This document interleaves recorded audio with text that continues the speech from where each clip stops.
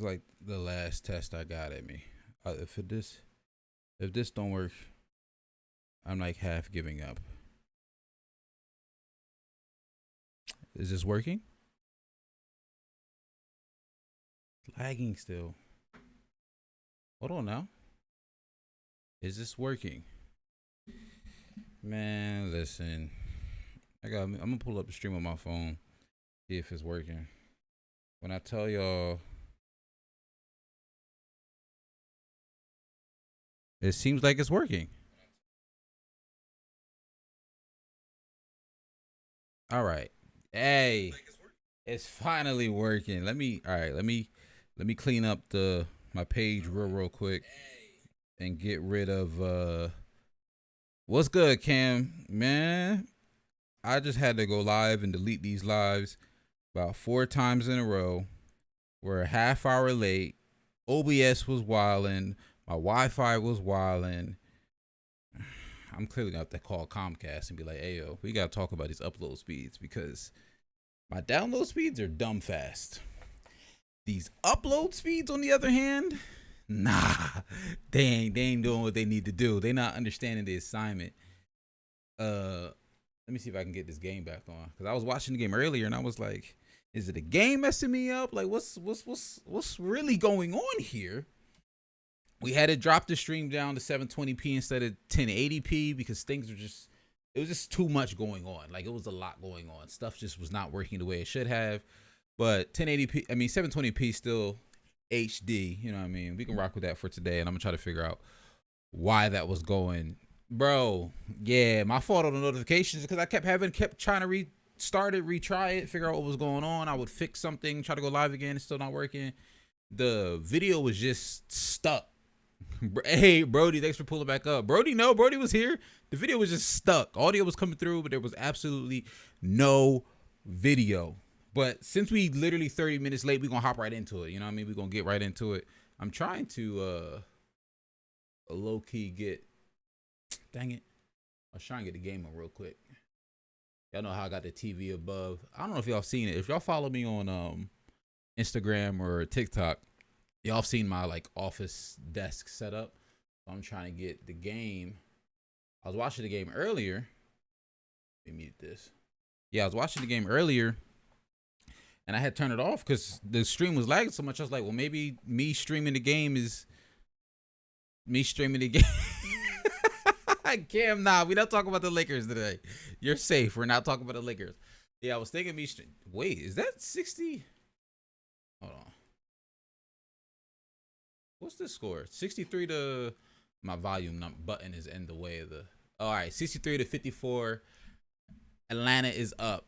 We got a lot to do today. Cam, you're safe. We're not talking about the Lakers to start. We talked about it last week. This week, I want to give my NBA awards. Klay Thompson is looking scary. I'm really looking forward to seeing him in the playoffs. I want to give my quick run through of my NBA awards, the ones we didn't do last week. I want to do an updated version of my playoff predictions real quick. And then as we go through the playoff predictions, I'll probably talk about at least some depth into some first round stuff and what I think going into the first round at least. So let's hop into it. I don't waste nobody's time because we already late. We already late. But the reason I want to do this live is because I put together, I mean, it ain't crazy, guys, but I did put together my teams, all defensive team, all NBA teams, rookie of the year, defensive player of the year, most improved, coach of the year, 6-man MVP. I did not do a all rookie team, mainly because I just didn't. I just didn't. I don't really have a reason for you. I just didn't. I didn't feel I didn't feel too strongly about the all rookie teams. But all right, so we're gonna hop right into it. If you're new around here, like if you want, Rewatch Gang, if you're new, Hawks Hoops Live happens every Wednesday, 8 p.m. Eastern. Just wanted to get that plug out there. Oh snap! I don't know if this was in last time we were here, but the merch is in. The Let's Talk Hoops merch is in. It's available. My order finally did come in. Those links should be in the description. They should be in the description of this video. I think they're in the description of this video. If not, I can pop them in the stream if anybody just wants to check them out. I'll pop it in the chat if you guys want to check it out real quick. So yeah, the Lex Talks Hoops merch is in. Just drop the link in there. But we're going to go ahead, get the ball rolling, and appreciate you. Shirt looks fire. Appreciate you. Yeah. I actually am working on a potential new way for the mic to be, because I realize of how I record my videos, the mic's like right here, so it kind of blocks the logo a little bit. But I'm working on a new situation. So maybe not next week's show, but in a couple weeks we might see a new setup, new audio situation. Always trying to upgrade. All right, so I want to start with the all defensive teams. These are some of my favorite teams when it comes to making the end of season award teams, if you will. Defense is one of my favorite sides of the basketball. I like watching defenders who can play both sides. I like players who play really, really good defense. I mean, it might be because when I played in high school, I was not a great offensive player, but I got playing time because I was a good defender. So I have a connection, if you will, with good defenders. So we're going to head right into it. I'm gonna give some breakdown as I go, but I'm not necessarily going to be reading you off these guys' stats per se, but I'll give you some of the reasons of why I picked them, where I picked them. Before I get into it, did I have any honorable mentions for all defensive team? No honorable mentions for all defensive team.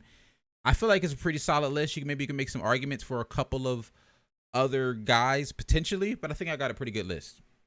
So first off, hold on, why is... Don't tell me Stream Deck's not connected now. Oh, yep. Stream Deck was not connected.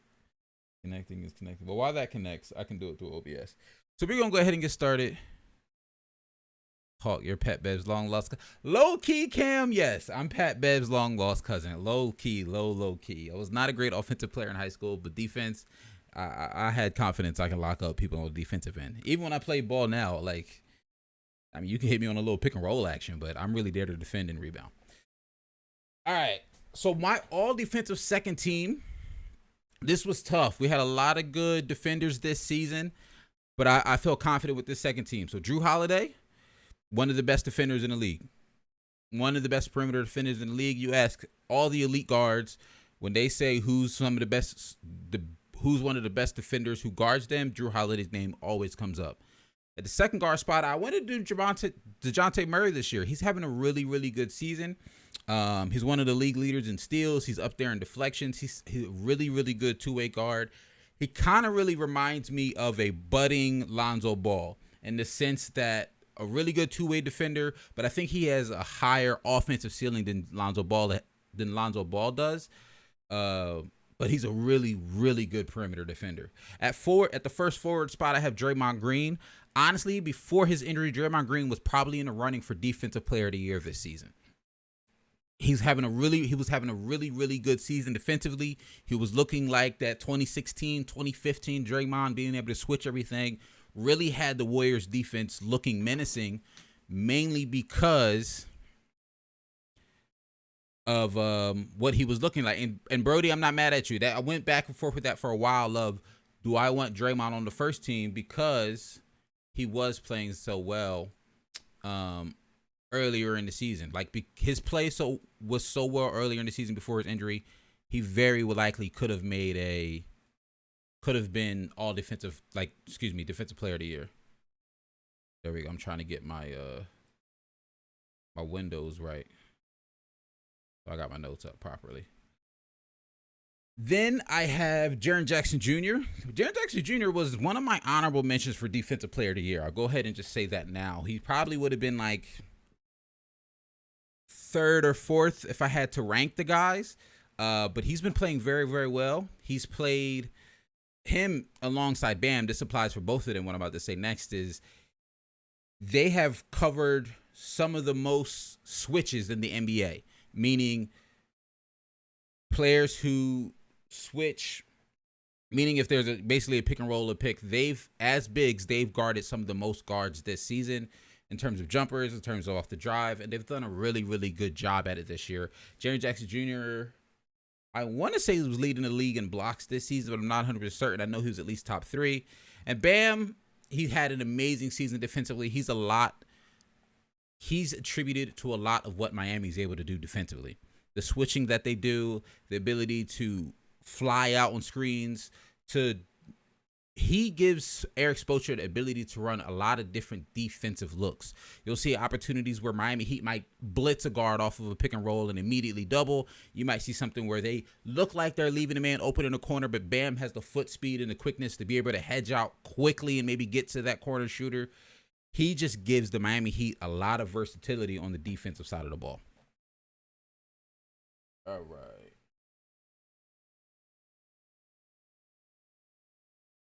First team. I saw Brody talking about Draymond could be first team. I'm not mad at that. He definitely could have been all defensive first team. If he's on your first team list, I'm not mad at you at all for that. Starting at the guard spot, we have Marcus Smart. I'm going to tell you right now, once again, giving you can probably guess who my defensive player of the year is. Marcus Smart was my number 1 runner-up. He was right there at that number 2 spot, right after who I'm giving defensive player of the year to. He has been amazing for, you know who I just realized I left off? And I feel some type of way about it. This is why we do this live. I've been thinking about these lists over the last couple of days, but sometimes you still can miss somebody, even if you're looking at the list for a long time. I just realized I left Time Lord off my list because I was going to say Time Lord was one of the people in the running for my defensive player of the year as well. We'll talk about that in a second. But getting back to Marcus Smart, he's been amazing for the Celtics. I would say he's had his best season defensively in the NBA. He might have had, you can make the argument, one of his best seasons, period, on both sides of the ball. But defensively, he's been absolutely amazing this year. Matisse, I love him. If somebody wants to argue Sixers bias, I'll give him that. But my counter argument to that is Matisse plays 25, almost 30 minutes a game, and he only brings defense to the court. There's not a lot of guys who can get that many minutes, and the coach knows they're bringing nothing offensively, and they're only there to play defense. His ability to play multiple positions, he's not really guarding 4s or 5s like that, but 1 through 3, I can really feel like 1 through 3, I really feel like Matisse has a big impact on the Sixers defense. His ability to guard 3-point shots and jump shots from behind the offensive player. I want to say he leads the league in come from behind blocks. It's a really weird stat, but it goes to talk to his athleticism, his wingspan, and just his timing with his jumps. At the first forward spot, we have Giannis. I just realized I forgot to put his last name in there. I think that's pretty self-explanatory. The Bucks have amazing defense. We can all agree on that. But between Jrue Holiday being a great perimeter defender, Brook Lopez is also a really, really good defender for the Bucks this season, and I'm happy that he came back at the right time for them. But I think the key piece to their defense is Giannis. We saw it on full display even in the finals last year with his ability to get one of those, I'm going to call it a game-sealing block when he blocked that alley-oop, but his just ability to swarm the floor. He's an amazing help defender with his leaping ability, and he's a pretty good on-ball defender as well when it comes to switching and guarding primary ball handlers.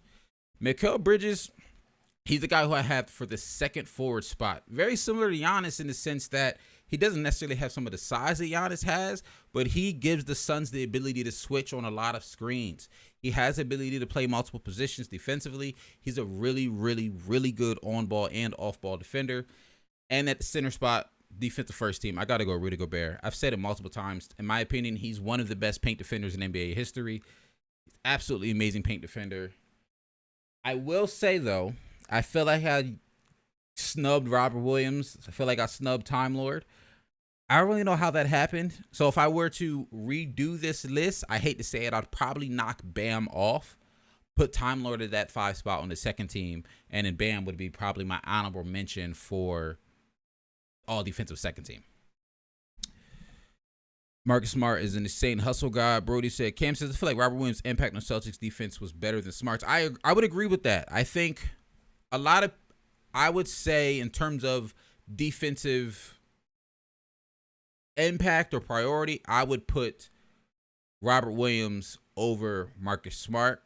Brody, I'm not mad at Robert Williams over Jaren Jackson Jr.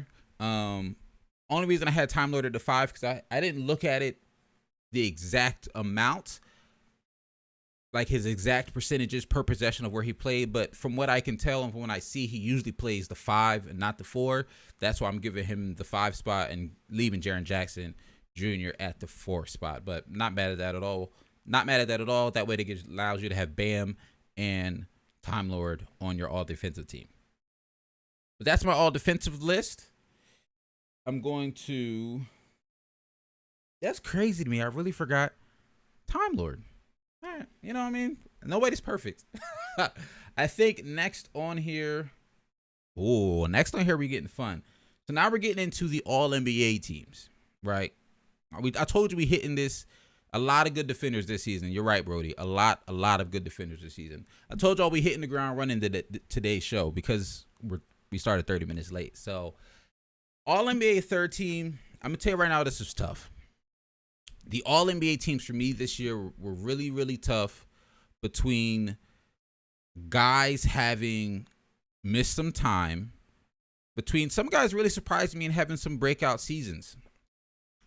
I surprised myself when I looked at my list and I saw, I'll just tell you off the rip, as you can see, the fact that Steph Curry's on my All-NBA third team I even surprised myself with that one. Because I'm looking at his numbers and I'm like, Steph, third team? Nah, that don't sound right. There's 4 other guards better than Steph. And I don't necessarily know if I'm ready to say that the 4 guards I'm going to talk about on my second team and my first team are better players than Steph Curry. But I will say, and I feel like I can confidently say, the other 4 guards I'm going to mention did have a better season than Steph Curry did because of the slump that he went through. And yes, by slump, we talked about this before, a Steph slump is still league average, or if not a little bit above league average. But I really feel like some of these other guys on this list that we're going to talk about just had a slightly better season than Steph did. He had an amazing season. Just that January really had him looking weird when he was going for the record. That January bled into that February a little bit. I'm sure he'll look great come playoffs, but that's my explanation for why Steph is on my All-NBA third team. Chris Paul led the league in at his big age of, if LeBron's 37, what is Chris Paul, like 35? 36? Let's look it up real quick. Chris Paul age. Okay, Google thought I wrote agent. 36 years old. So Chris Paul at 36-year-old, being able to lead the league in assists, being able to help lead the Phoenix Suns to the best record in the NBA, their best record in franchise history. He had an amazing season. The points necessarily weren't there, but the assists were there. When you watched the games, the leadership was there. He had an all-NBA caliber season, at least in my opinion. I couldn't think of another guard after the guards who have above him. I couldn't think of another guard who had a better season than Chris Paul, so that's why he's on my third team list. LeBron James, he made the list. The Lakers, we all know, had a horrible season.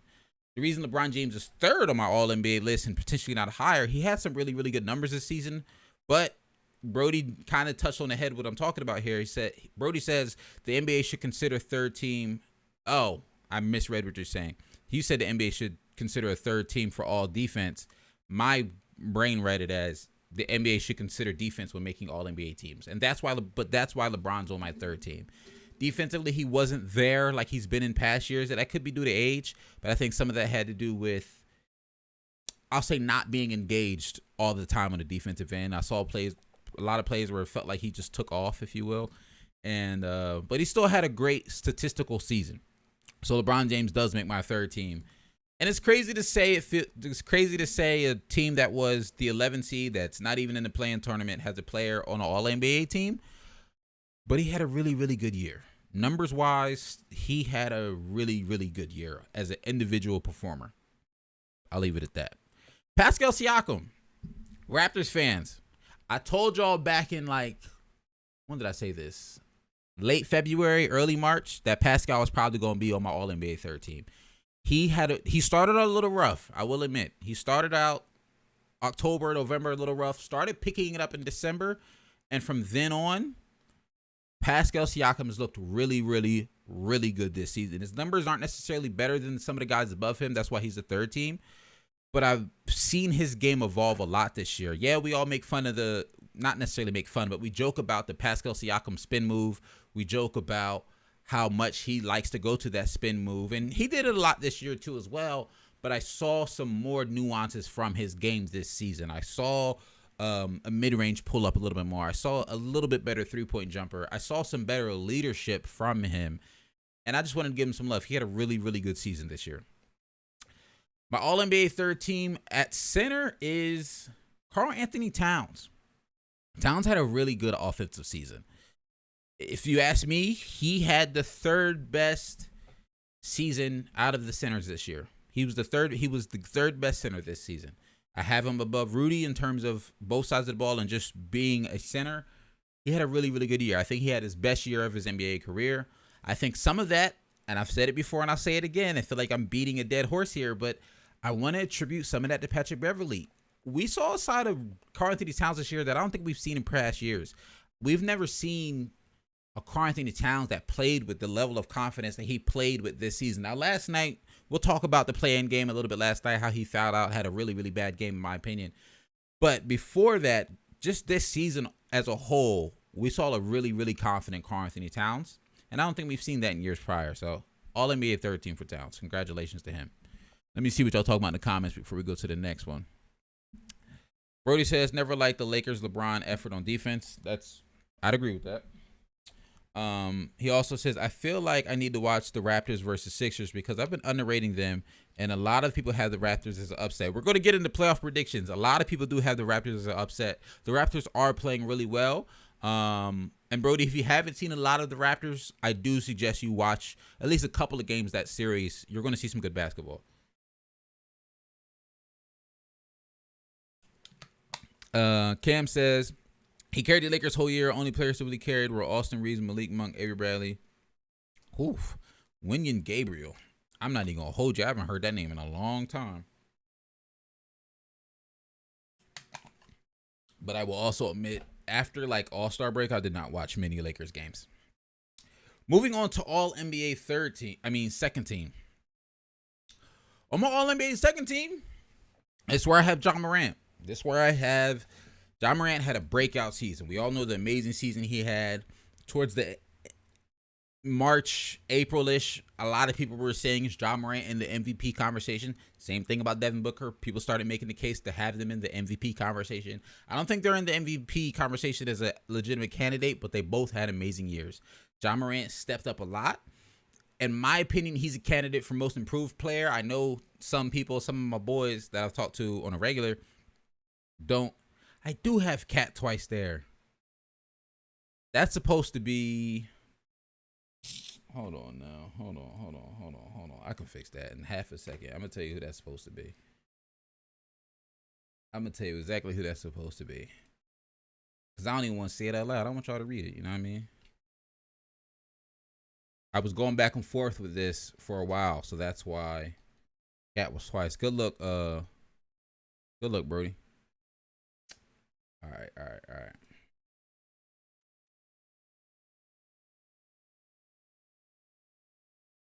Boom. It's supposed to be Kuminga.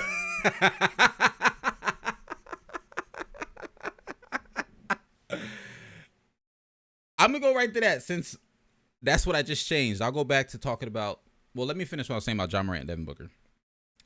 Both of them had amazing seasons. Really, really good seasons. Devin Booker and Ja Morant, I think, stepped it up a lot. Devin Booker, when you look at his numbers, number-wise, he basically had a very similar season that he had last season, if you just look at his numbers. But when you watch his game, in my opinion, he was a better leader this year for that team. I feel like last year, Chris Paul was more so the leader for them, but this year he showed his leadership. And also, he was a better defender this year. In my opinion, at least. Now, I'm not saying he was locking anybody up or doing anything crazy like that, but I think, I'm not even going to say I think, I know, I saw more effort from him on the defensive side of the ball. And that's what we've been liking to see, because him playing defense encourages his teammates to play defense. When your best player is putting out their best effort on the court, it's just going to raise the level of play from the whole team. First forward spot, Jason Tatum had an amazing season. Started out the season a little rough. October, November, we've discussed this at length before. They started out rough. But since January, they've been absolutely amazing, right? Absolutely amazing. At the second forward spot, I have DeMar DeRozan. Now the Bulls, we all know with the Bulls, they felt like they collapsed in the second half of the season, especially post All-Star break. We know they've not played well against the good teams. I'll say that. They've not played well against the top teams in either conference. They have been riddled with injury, but I can't use that as too much of an excuse for them. And it sucks to say, and I feel like, and not even trying to be heartless, but one, that's the NBA. That's just what happens. And two, the Miami Heat went through, you can argue, just as many injuries. Now, granted, they happened earlier in the season when Bam was out, when Jimmy was out, when they had almost everybody in and out of the lineup due to COVID protocol. But the Miami Heat went through a lot of injuries as well, and they're the number 1 seed in the Eastern Conference. I think the Bulls need to make some tweaks in terms of going forward next season to continue to build a winning roster. But DeMar DeRozan had an amazing season. In my opinion, he might have had one of the best seasons of his career, if not the best season of his career this year. His clutch play was phenomenal. He was one of the best players in the clutch all season. Rightfully deserves to be on an All-NBA team. And then at center, as you can see, I have Nikola Jokic on my All-NBA second team. Now, I know some of you might be thinking, well, I could have put him on the All-NBA first team. I could have. I know that the NBA made Jokic and Joel Embiid legal to share space on the All-NBA first team, with one of them playing the forward spot. I don't know why that was made eligible by the NBA, to be completely honest with you, because when I check Cleaning the Glass, when I check NBA.com, when I check Basketball Reference, neither Nikola Jokic or Joel played basically any minutes at power forward. Like, neither of them. They were centers all season long. They play like centers. They're centers. So I felt like I would have been cheating myself to put one of them at the forward position. And I also felt like it would have been unfair to some of the forwards who would have been rightly deserving to make an All-NBA team. Because I made a list before to see what it was going to look like with Nikola Jokic at that forward spot. And that bumps out Pascal Siakam on my All-NBA third team, because that bumps one of my All-NBA first team forwards to the second team. And it just continues to bump out until Pascal gets bumped out. But Jokic had an amazing season. We all know this, obviously. Jokic is top 3 candidate for MVP. We all know this, obviously. If you have Jokic on your first team and Embiid on your second team, I can't be mad at it. You know what I mean? It is what it is. Somebody had to be on the second team, at least in my world.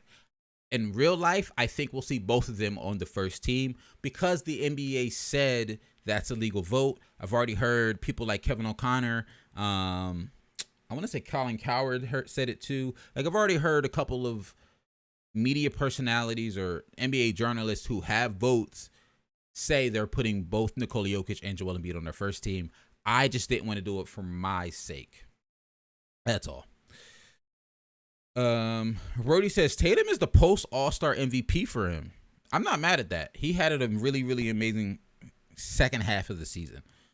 Brody says he also thinks the first team only should be no positions.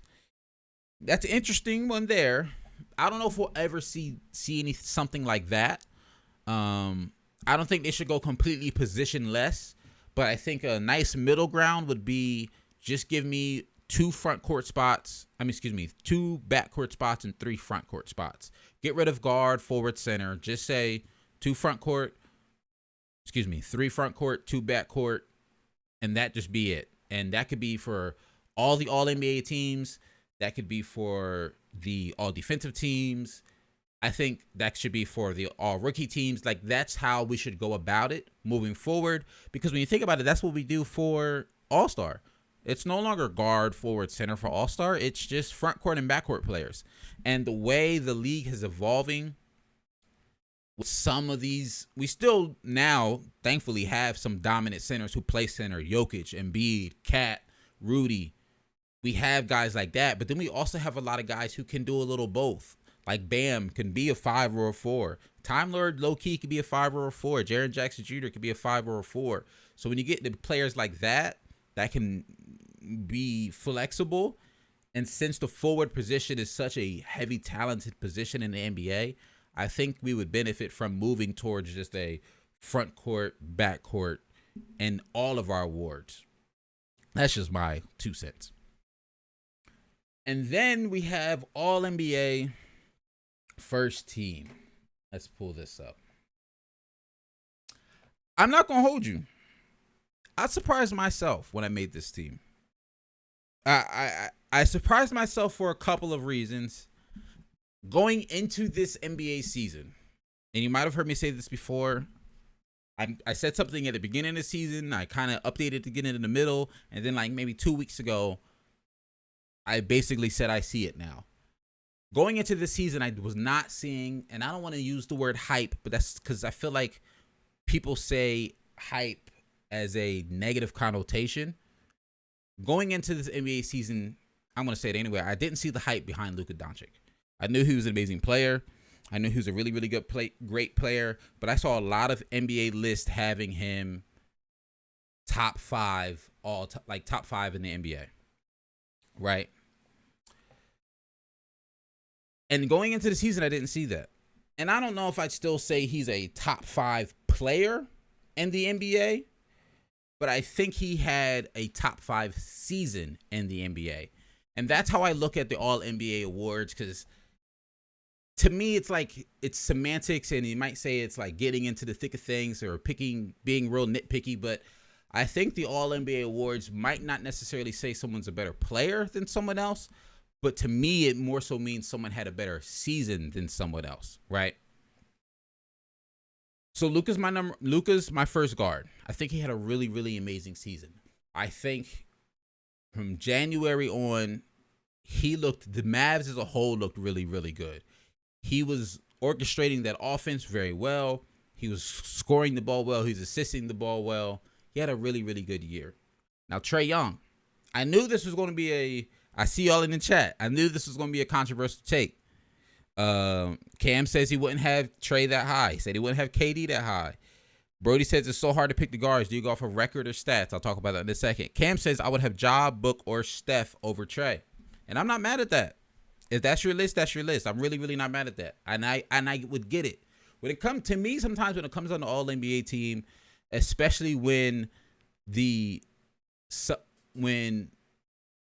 some of these players have all had really, really good seasons. This was a really, really good year in terms of individual performances. So if I have somebody on first team that you would have on second team, I'm okay with that.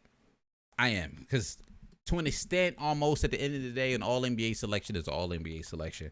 Now, when you're really getting into the weed and thick of things, when comparing legacies of player, people will be like, okay, how many all first teams did you have? Stuff like that. But Trae Young individually had an amazing season.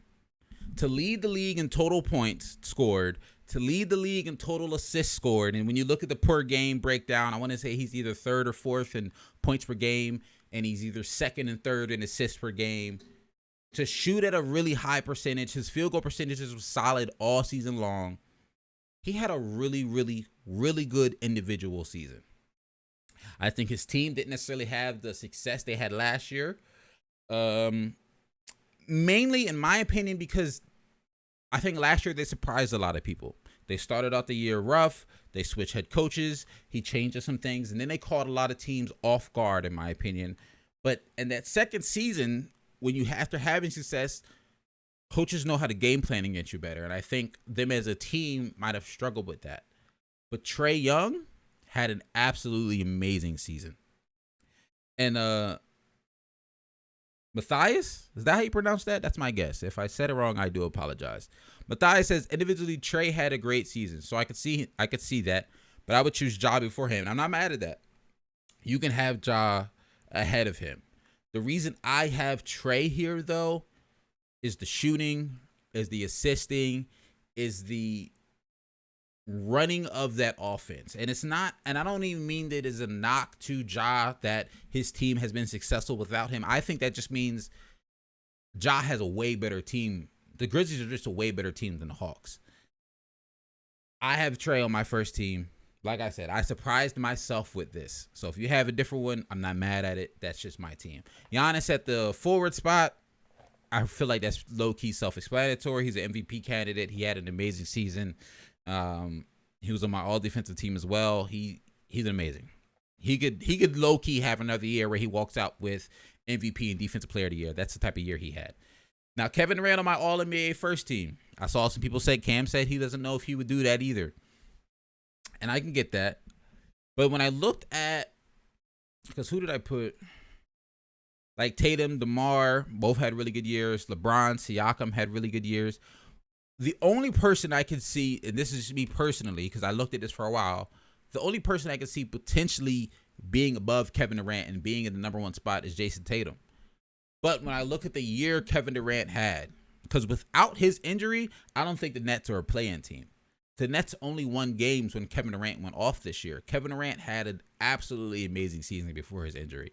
And you could put that injury as a potential reason as why you might not have him on your first team because of the games he missed. But to me, Kevin Durant had an absolutely amazing season. So that's why he's on my number one, my first team. And then my All-NBA first team center, which is Joel Embiid. Same things I basically said about Jokic. They're almost interchangeable here. I gave Joel Embiid the nod on my All-NBA first team.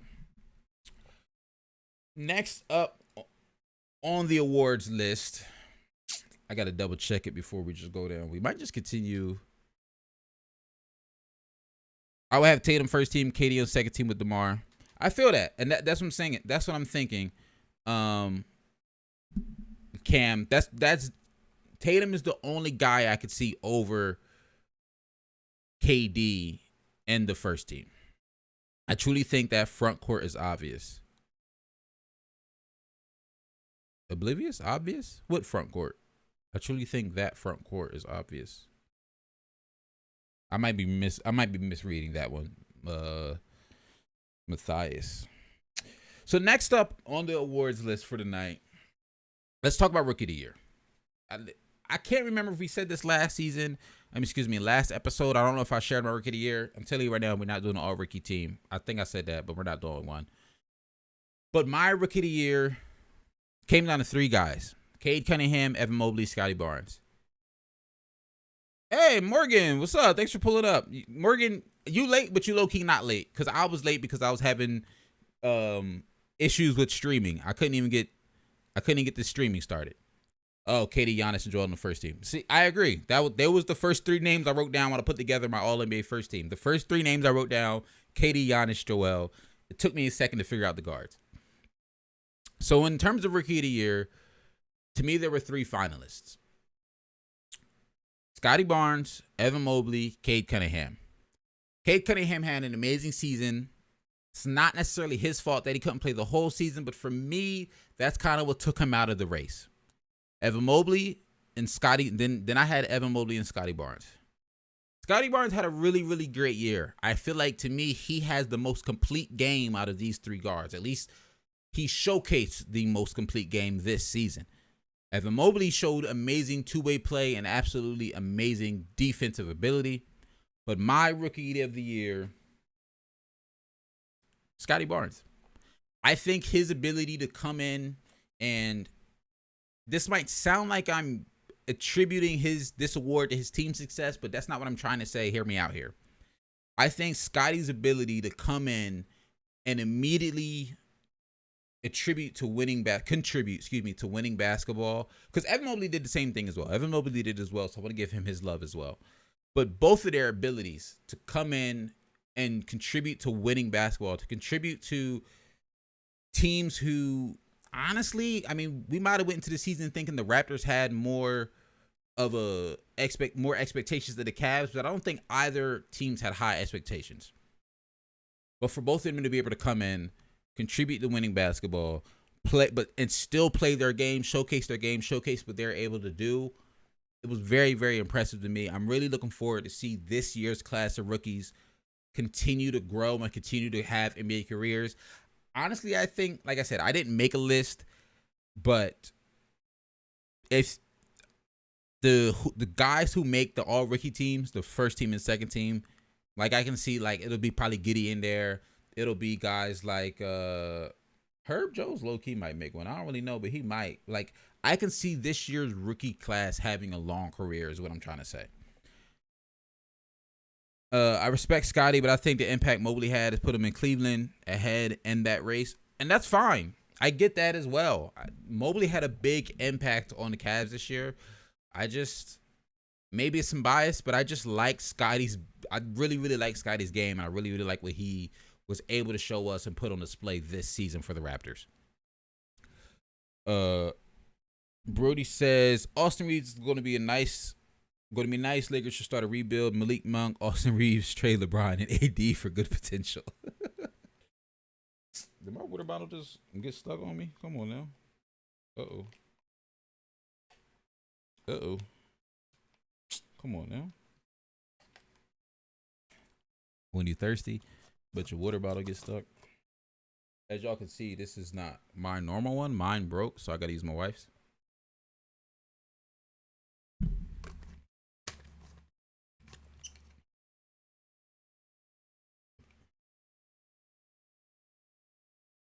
And I haven't really been to Walmart to get a new one.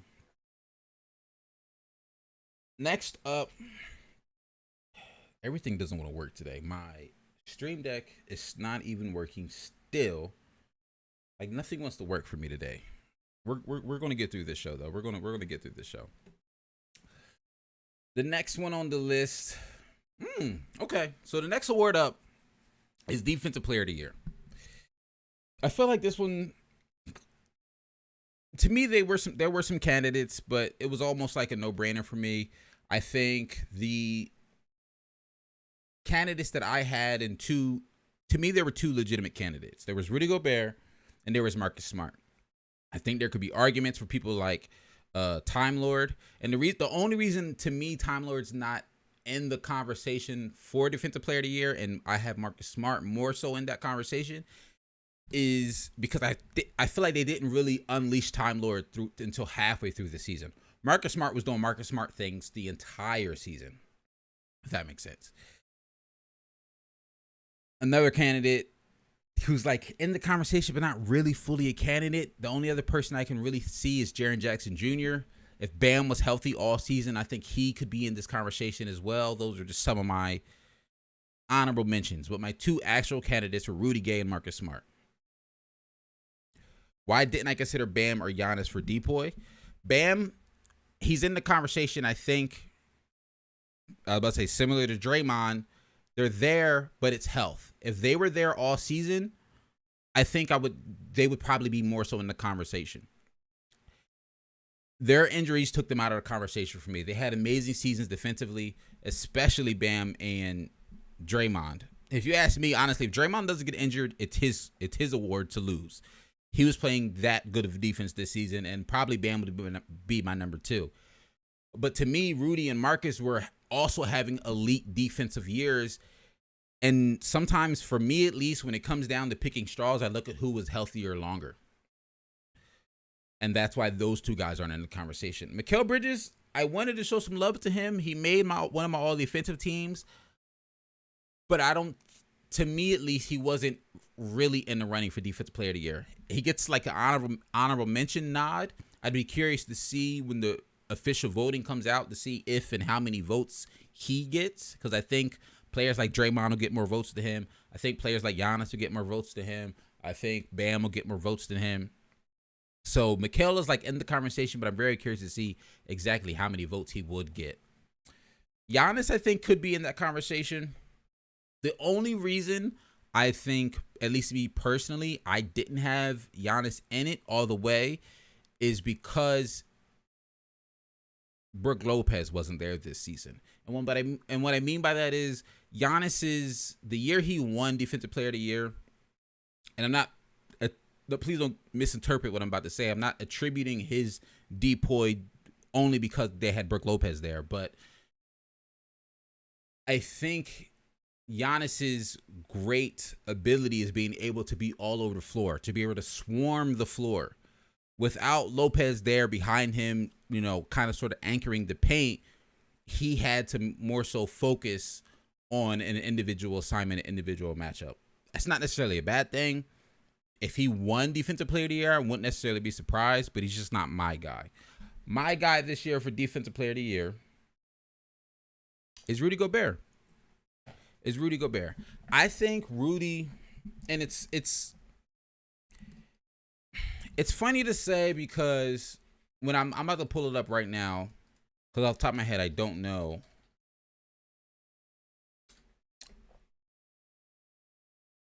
Because I'm fairly certain last time I looked at the Jazz's numbers in terms of their defensive numbers, they're not amazing. I will admit that. I'm trying to find it. Give me half a second. My fault, y'all. Why can't I find the stat I'm looking for? Okay. So they did still finish the season with a top 10 defense. At one point, at least in terms of net rating. At one point, I wasn't necessarily sure if they were going to finish that high. It wasn't looking like it. So I was curious to see how high they would finish in terms of a defensive player winning the award and not having a top 10 defense. But I've said it once and I'll say it again. I think, to me, Rudy Gobert is the best paint defender in the NBA. I really think that. I think there are times and there are times when a lot of people look at what happened at a Clippers series when he basically got played off the floor. I can admit that.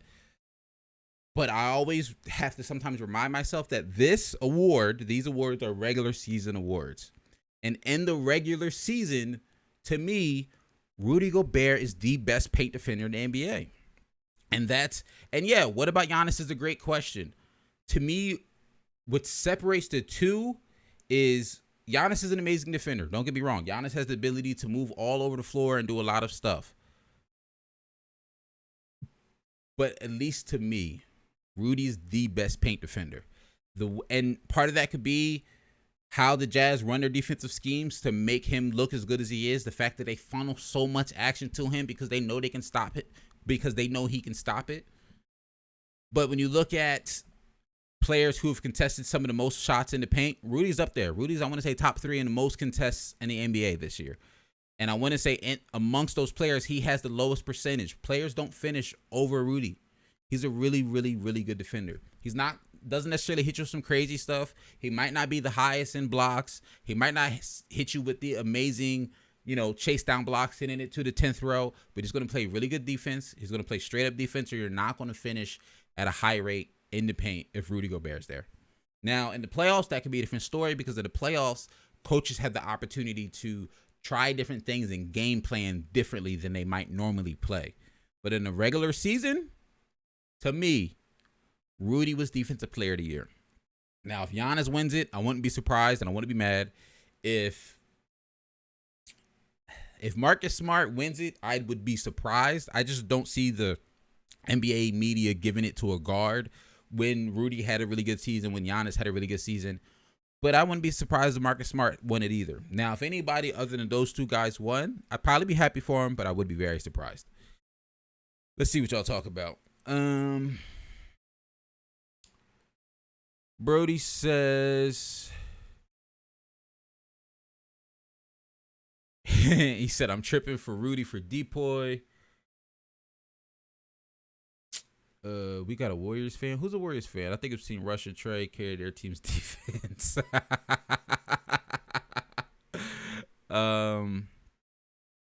Dubs and 5 against Nuggets. We're going to talk about that. So you think Rudy deserves to match the 4-time Defensive Player of the War record, knowing what the record holders are, Mutombo and Ben Wallace? Now, see, the thing is, Matthias, that's a great question. When it came to this award for me, I wasn't necessarily looking at it in terms of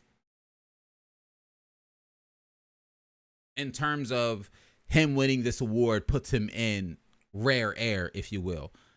And I didn't want this award to be, I didn't want that thought process to be what stopped me from voting for him. Because if I truly feel like, if I think he was the best defender this season, if I think he's worthy of the award this season, I can't not give it to him just because I don't want him to be in the likes of Ben Wallace and Mutombo. You know what I'm saying? To me, that's unfair to him. And I hope the media members aren't necessarily looking at it that way. That's a great point, because I didn't really think about that. That would be his fourth one, and that would put him in those conversations with those guys. But I look at it as it's just this season, regular season award. And if he was the best player, to me, he was the best player. I mean, best defender. Facts, sometimes you can mess with a really good big man. Marcus, because Rudy is so bad on the perimeter. Brody, I'm not mad at that. He is really bad on the perimeter. But to me, in a regular season, he's not on the perimeter that often. They find ways to keep him in the paint. Wait a bit of best. Y'all crack. I'm moving on to the next award. Y'all talking about Russ and Trae Young defensive backcourts in the comments. All right, we're gonna move.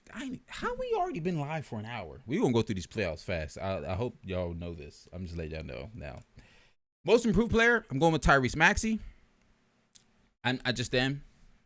I'm going with Maxey. I think I can see a conversation for Mikal Bridges. For Miles Bridges. I can see a conversation for John Morant even. The reason I'm going Tyrese Maxey is because I think Jordan Poole, thank you. Jordan Poole is also in that conversation.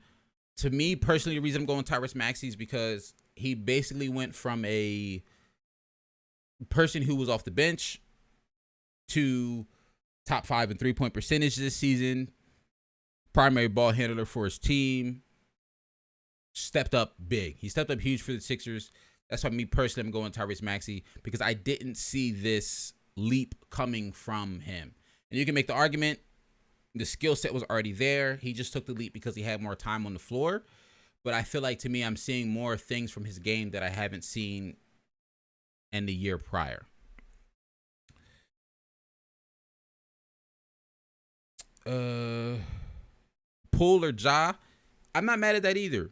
Poole, I'm not going to say I expected him to have a really good season, but I was hopeful for his good season, especially knowing that Klay Thompson was going to be out coming into it. So I was hoping that he was going to be able to step up based off some of the glimpses that we saw towards the end of last season with him having more time. I was hoping / expecting him to show up and be a good player for the Warriors.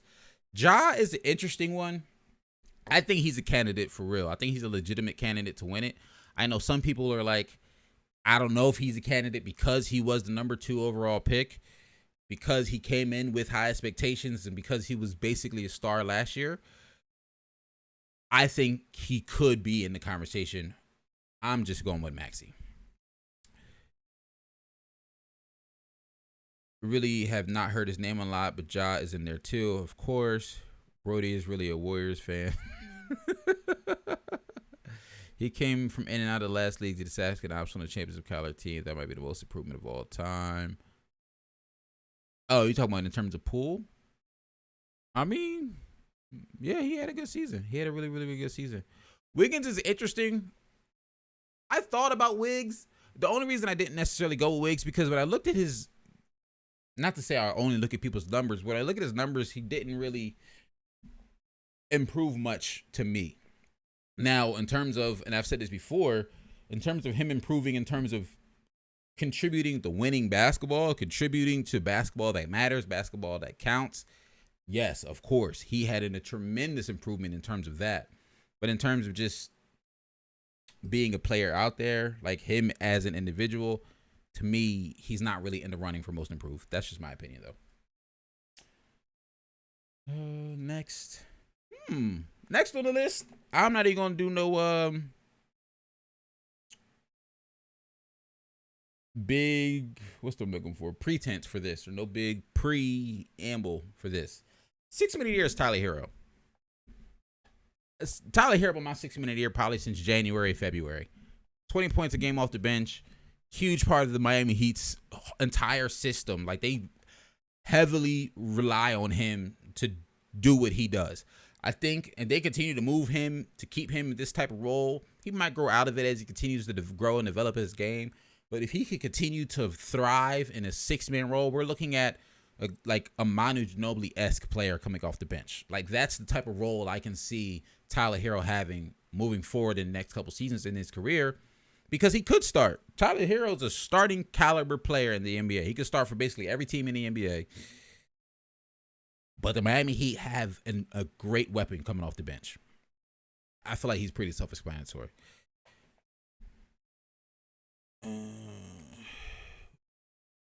What y'all in here talking about? Ben Simmons. My vote is for Ben Simmons. My dumb behind. All right, y'all want to know something funny? Y'all probably don't care. So this water bottle, all right, you're supposed to be able to press this button, and that's how it pops up, right? Y'all saw me about 5 minutes ago have to untwist the cap because it wasn't working. Right here, I just found out it has a lock mechanism. So if this is up, nothing happens. That's why I had to untwist the cap. Now it won't work. I've been using this water bottle only for a week. I didn't know that. Y'all probably don't care, but whatever. Okay, next up. What's the next award? That's a blank slate. Why is that a blank slate? What am I missing? Defensive player, most improved 6-man. Oh, because this one was supposed to be coach of the year. The coach of the year I didn't actually make. I thought I did. I didn't. So we're just going to say it. 200 IQ water bottle. Just shotgun it?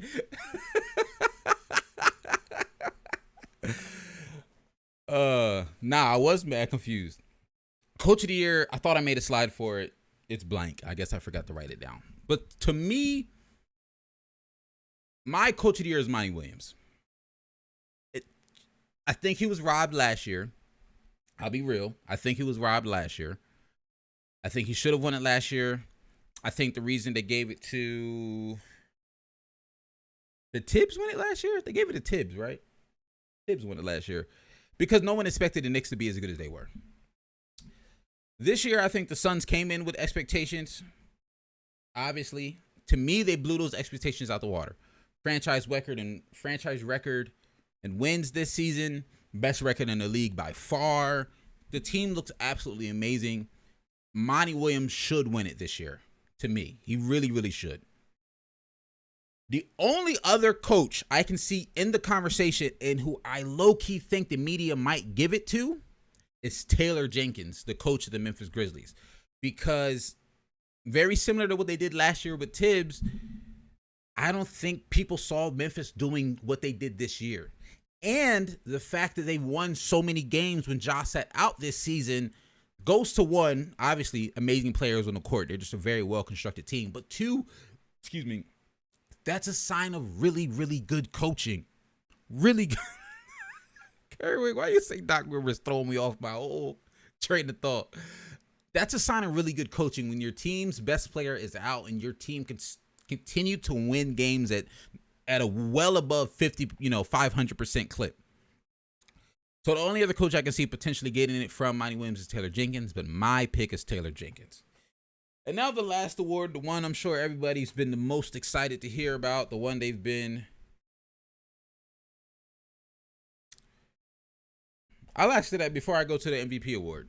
So Matthias asked, you don't see Udoka as a candidate or even Spo? If so, why? Right? I do see them as candidates, but this is my 2 cents on it, if you will. Eric Spoelstra, we expected the Miami Heat to be good this season. We already know Eric Spoelstra is a great coach.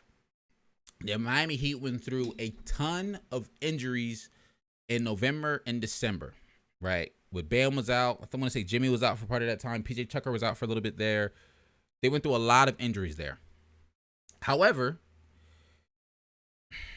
and I don't mean this as a knock, because you can make the same argument against Taylor Jenkins. I remember going back and looking at their schedule. They didn't have a ton of tough games during that time period when Bam was out. Right? So that might be why Spoelstra is a candidate, but I don't see him winning it. Because if you get into the weed, into the thick of things, that's one of the things somebody could nitpick against. Udoka, Ime Udoka, the Boston Celtics head coach. The funny part is, and I think I've said this before. I think I said this on last week's episode.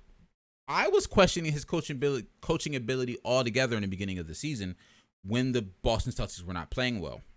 Because I was saying the ball wasn't moving a lot. The ball was stuck in. Kerwick, you hitting a nerve.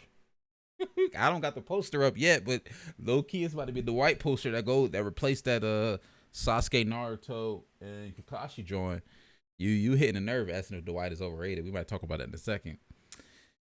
Ime Udoka, I feel like I deserve an apology to, because in the beginning of the season I was questioning his ability to be a coach because the Boston Celtics just weren't playing well. The ball wasn't moving. The ball movement wasn't there. The shooting wasn't there. I wasn't liking what I was seeing on the court. They tweaked a couple of things. They tweaked a lot of things. The ball moves a lot more now. Jason Tatum and Jaylen Brown are better passers now than they were back at the beginning of the season. They look absolutely great. They had one of the best seasons in this calendar year. One of the best records in this calendar year since January. They look wonderful. So is he a candidate? Yes. Do I think he'll actually win it? No. I really, really think I think Spo's in the conversation. I think Udoka's in the conversation. But I think it's a two-man race between Monty Williams and Taylor Jenkins. And my pick is Monty Williams. Tibbs had the best rotations this year. Oh, that's funny. Getting into the MVP. Now, I'm going to tell you right now. MVP for me, as long as one of y'all have, shout out to TikTok for letting me. Hey man, you from TikTok? I appreciate when y'all tell me where y'all found me from. If you found me directly from YouTube, or if you found me from TikTok, found me from my Instagram, because the whole point, I'm gonna let y'all know a little secret. It's twofold. The live in the YouTube is what I want to pop off the most. That's some of the things I have the most fun doing. I get to talk about it more in conversations. But the shorts, the TikToks, and the Instagram reels have the opportunity to reach a larger audience. So I get you to like my TikToks, my shorts, or whatever. You like me enough that you say, all right, let me check out one of these lives he's always talking about every Wednesday. And then I try to take clips from the live, yada, yada, yada. I can bore y'all with another day if y'all want to learn about my content strategy, if you will. Kerwick pulled up from the shorts. That's good to know. Thanks, guys. So when it comes down to MVP, if you have Embiid, Jokic, or Giannis, I'm cool with it, right? I really think, to me at least, and in my perspective, I don't think there's a wrong answer for MVP this season. I think it comes down to just who you... Oh, responded to some of the comments on TikTok. Yeah. Well, the reason I respond to comments on TikTok, I'm all over the place. Some days I feel like I got ADHD. The reason I respond on comments on TikTok is because let's talk hoops. I started making content to talk about basketball with people. So I want to hear people's opinions, and I like going back and forth, not necessarily in an argumentative scenario, but just seeing people have to think about basketball. I think the MVP conversation comes down to whose game you just like more. If you like Jokic's playmaking ability, if you like his ability to move the ball, to really orchestrate an offense, you're probably going to have Jokic as your MVP. If you like Embiid's, I'll say physicality to an extent, his ability to score in the post, to do guard-like things from time to time, you might have Embiid as your MVP. If you like Giannis's ability to just dominate the game physically, you probably will go with Giannis as your MVP. All of these teams have very similar records. I know a lot of people were knocking Jokic and saying they can't vote for Jokic because his team is seeded so low. But when you look at the records, they're all right there. They're all in like a game or two of each other. So I'm not really worried about the seeding. If Jokic wins at the 6th seed? I don't think that's the end of the world. They're the 6th or the 5th seed. I can't remember off the top of my head, to be honest with you. But I don't think that's the end of the world, the seeding of the Nuggets and whether or not Jokic can or cannot win it. Because the records are very similar. And the play across all three of these guys is very, very, very just elite play. Like I said earlier, 1A, 1B, 1C. They're all number ones. All that being said, and y'all might already can figure this out. All that being said, my MVP for this season. I clicked the wrong button. That's hilarious. My MVP for this season is Joel Embiid. I think Joel's just had a really, really good season. I think he's had a great season. And I can't even say it in a way, like I can't give you arguments or a point that brings down Embiid or Jokic. I can't, because you can make an argument for those guys all day long. I can make an argument for Embiid all day long. I just think what Embiid was able to do for this Sixers team all season has been really, really impressive. I think he deserves to be MVP. I think his two-way ability is impressive. I think how he was able to lead the Sixers team to wins going into the season with the whole Ben Simmons situation, with reporters asking them constantly, is he playing, is he not playing, all that in the third. I just think it's really, really impressive. But also just as impressive, Jokic winning all these games without two starters. Also just as impressive, Giannis being an amazing player, MVP caliber player, and also probably potentially defensive player of the year caliber player. Like I said, it's 1A, 1B, 1C for me. If you guys have somebody else, it's okay. If Joel doesn't win, will I be a little bummed as a Sixers fan? Of course. Sure. I want my guy to win the MVP. But I'm not going to, say it was fraudulent or say he got robbed and, stuff like that. I'm not going to be that Sixers fan. I'll be a little bummed. But I don't know. But I won't be, going crazy about it. Matthias says, I have Giannis, then Joel, then Jokic. The reason I give Giannis is, yes, the dominance, but the mentality is what makes the difference for me. That competitive mentality of sportsmanship is just awesome. That's facts. Giannis locks in. Giannis locks in different. He has, what people call that killer mentality for sure. But the real number one is a point guard, Russ Damerwall. I don't know, Kerwick, is he, or did he not come back? I think so. MJ, is MJ retired? I don't know. Kerwick, is he? Or did he come back? What? Y'all talking about MJ as on Michael Jordan? Y'all be cracking me up. So those are my awards. I want to say that's everything. Dang. All right, we already been live for an hour. We're going to go through playoffs quickly. Really, really, really quickly. Because I wanted to do it.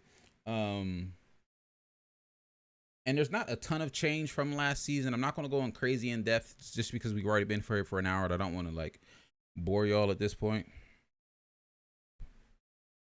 Oh, it's because I went to the wrong screen and the zoom in was on MJ behind me. That's funny. I get it now. That's funny. That is funny. So yeah, just real quick, we're going to do some playoff predictions, right? Shout out to NBA.com for putting this nice little bracket together for me. I didn't really Rastin. If I mispronounce your name, I apologize. I think Joel should win MVP, but I think Ja is the most likely winner. Not on merit, but I think the league will give it to him. I mean, the Ja storyline is wonderful, and we all know the NBA loves a good storyline. So Ja Morant is the one person I'd be shocked. Excuse me. I know I just said I wouldn't be surprised if Jokic or Giannis got it. Ja, he would really surprise me.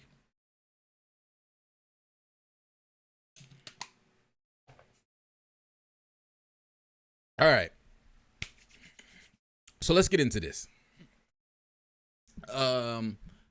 If y'all, I don't know if y'all, I didn't really announce it, advertise it. It was kind of a last minute thing. I went live on TikTok yesterday with, what is his name? I can't remember his actual name. But I went live on TikTok yesterday with the NBA Facts. What is his?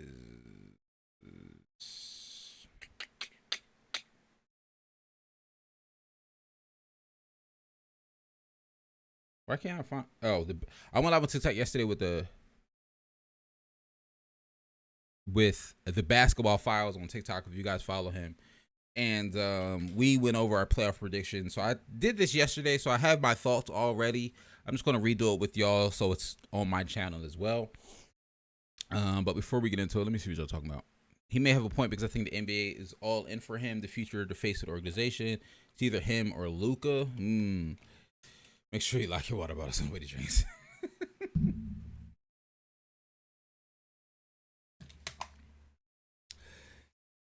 I'd be surprised. I mean, I hear what you're saying about Ja, but I personally don't see it. I think it's one of the three guys I mentioned earlier. It's definitely going to a big man this year, in my opinion at least. Okay. Let's get into these playoff predictions. Right. It's funny because, like I said, we went live. No, that was Monday, not yesterday. I'm sorry. Yeah, we went live Monday on TikTok. And I actually had the Minnesota Timberwolves beating the Clippers in that first play-in game. That was a really, really good play-in game. Like, shout out to the Timberwolves. For real. Shout out to Patrick Beverley. Shout out to Ant-Man. Shout out to D'Lo. They put on for their team when Karl-Anthony Towns had a really, really, really bad game.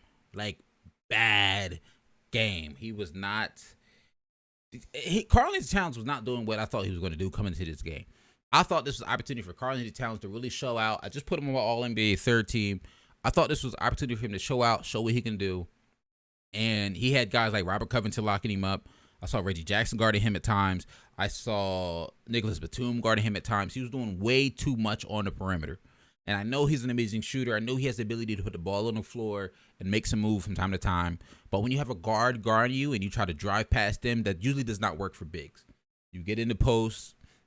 You post up that guard. You can drive past other bigs, but it was not working for him. He definitely got frustrated early. The shot was not falling.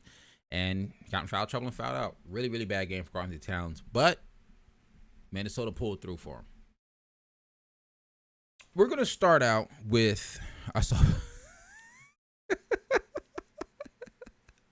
Real quick, while we're talking about the Timberwolves... Brody says I saw Pat Beverley celebrating, and I thought I time traveled 10 years in the future. The Timberwolves had won 10 straight trips. Yeah, that's facts. I tweeted last night, right after that game, I said the Timberwolves just won the NBA Finals. Follow me on Twitter, shameless plug. Y'all see the...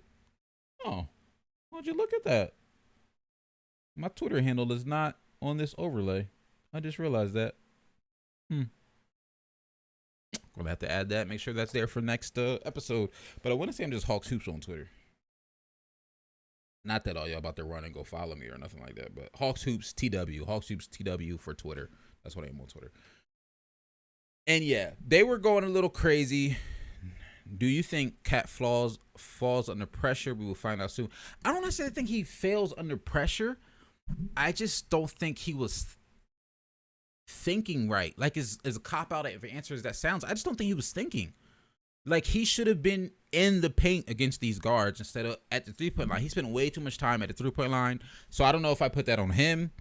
Maybe I put that a little bit on the coach to say, all right, when you see Cat have these mismatches, you need to tell him to get in the paint. You need to tell him to get down low, start working inside and trying to go do something there. He was doing way, way, way too much around the perimeter, for me at least. And, all right. How do we want to start this? We're going to start with the second play-in game that's going to happen tomorrow, and we'll go from there, just so y'all see. Hey, appreciate the follow, you know what I mean? I got you. I'm going to make it easier for y'all. Since y'all say y'all going to follow, you feel me?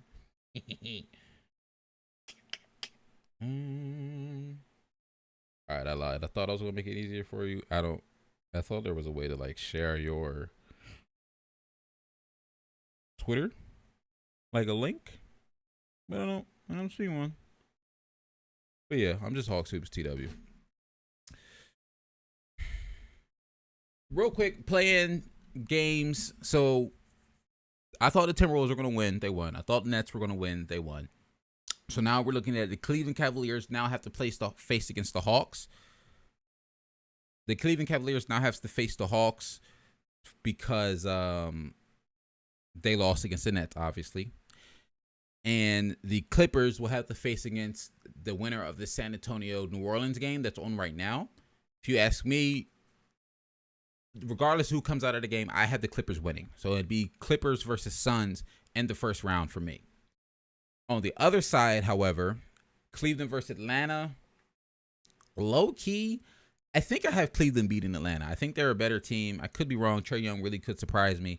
But even without Jared Allen, I think Cleveland as a whole is a better team. So for me, it'd be Miami-Cleveland in that first round. So I just wanted to give that preference before we get into this, so you can see where I'm coming from as I make these predictions.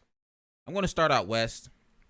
So if I have Phoenix versus the Clippers in that first round, high key, I'm going Phoenix, and I'm going Phoenix in 5.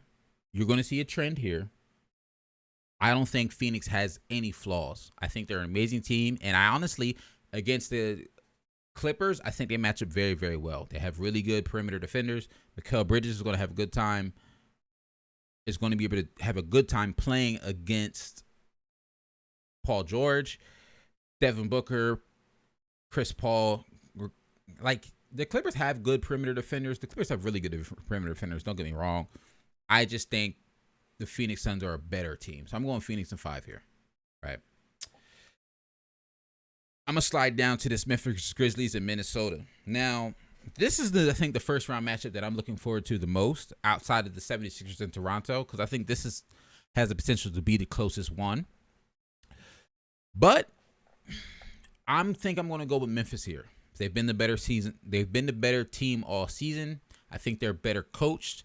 I think they have better players. I think in terms of who's the best player on the court, y'all might not agree with me, but I think it's close between Ja Morant and Karl-Anthony Towns. I think depending on the game, either of them could be the best player.